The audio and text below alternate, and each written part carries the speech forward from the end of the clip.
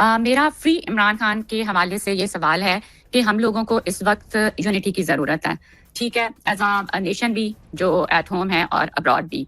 और जब हम लुक फॉरवर्ड करते हैं टुवर्ड्स जर्नलिस्ट, टुवर्ड्स जो प्रोमिनेंट हैं, जिनके ऊपर हम रिलाई कर रहे हैं फॉर सोर्स ऑफ इंफॉर्मेशन या फॉर गाइडेंस, लाइक आप हैं, या हमें जो प्रोवाइड करते हैं, या वही पीज़ादा हैं, या इमरान व्यास खान हैं, या जो भी होता है, जितने भी हैं जो मुश्किल से भी गुजरे हैं और उन्होंने अपनी एक से बनाई है, लेकिन उसके बाद क्या होता है कि फिर लड़ाइयाँ शुरू हो जाती हैं, फिर उनको लेट डाउन होता है। और ये जो वजाहत के साथ अभी कंट्रोवर्सी हुई, और उसके बाद फिर हम क्या शो करते हैं अपनी आवाम को, हम उनको कैसे यूनाइट कर सकते हैं कि जब हम इस अपर लेवल पे अगर कोई डिफरेंसेस होते हैं तो क्या ऐसा नहीं होना चाहिए कि ये आपस में किसी तरह सॉल्व हों।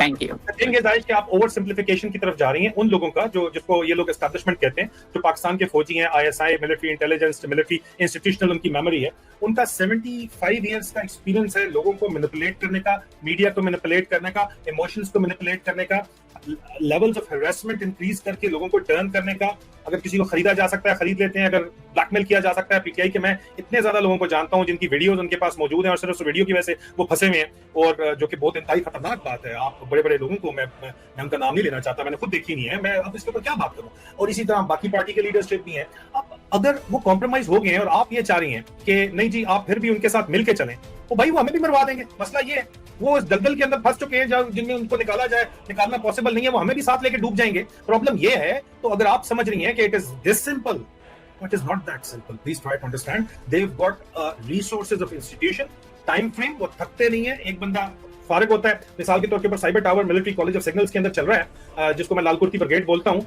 उसमें 24/7 वो लोग 8-8 घंटे की शिफ्ट में, एक शिफ्ट खत्म होती है, लड़के लड़कियां जाते हैं, अगली शिफ्ट आके बैठ जाती है।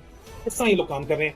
एक बंदा उन्होंने कॉम्प्रोमाइज कर लिया तो उन्होंने उसके ऊपर चीजें रखी हैं। मिसाल के तौर के ऊपर एक यहाँ पे अगर कोई बंदा है, उसके पीछे अगर वो उसके एसेट्स इंटैक्ट है, सारे के सारे उसके पास एसेट्स इंटैक्ट है, उसकी ट्रैवलिंग का कोई इशू किसी किस्म का नहीं बन रहा। I am not talking about वजात, ठीक है? वजात का ऊपर काफी ज्यादा हैवी क्रैकडाउन हुआ। वजात सईद खान की बहन को इन्होंने टारगेट किया और वजात विल गिव उसके ऊपर गवाही देंगे वजात सईद खान कि मैंने उनको टाइमली इंफॉर्मेशन दी और उनके ऊपर शदीद तरीन क्रैकडाउन किया गया।